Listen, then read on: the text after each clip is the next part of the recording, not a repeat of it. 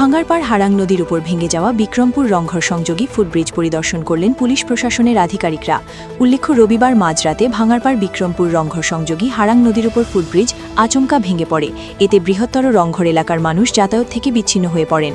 সোমবার ভেঙে যাওয়া হারাং নদীর উপর ফুটব্রিজ পরিদর্শন করলেন কাছাড়ের অতিরিক্ত পুলিশ সুপার ক্রাইম রজত কুমার পাল, অতিরিক্ত পুলিশ সুপার হেডকোয়ার্টার মানুষ সৈকিয়া, বড়খোলা থানার ওসি কুনেন্দ্র কুমার হুজুরি, ভাঙ্গার পুলিশ ফাঁড়ির ইনচার্জ রাজু দেব সহ পুলিশ বাহিনী।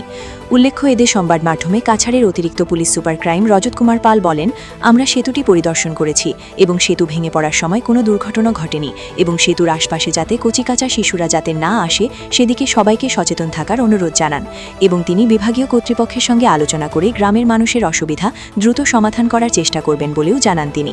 বড়খলা থেকে সুলতান আহমেদ বড়লস্করের প্রতিবেদন।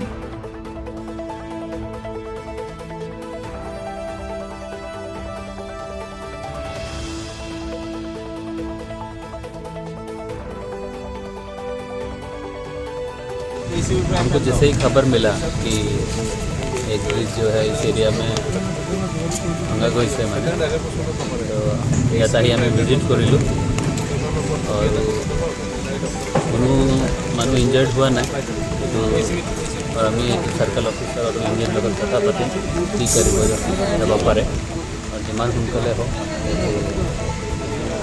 গাঁৱৰ মানুহৰ প্ৰব্লেমটো সলভ হ'ব লাগে।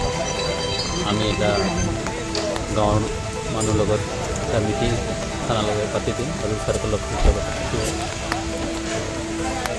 যিমান সোনকালে হ'ব এইটো সলভ কৰা যাব, সেইটো আমি চেষ্টা কৰিম। এইটো স্কুল কাষত স্কুল এটা আছে আৰু এই গাঁৱৰ গোটেই মানুহ এই ৰাস্তাত দিলা এইটো আমি আমাৰ যিটো যিমান ভিডিপিজন আছে সিহঁতক আমি এতিয়া ডিউটিত লগাম কি এতিয়া এৱেৰনেছ হ'ব লাগিব কি এই ব্ৰিজটো কাম কৰা নাই, এতিয়া মানুষ মানে ওচৰত যাব নালাগে।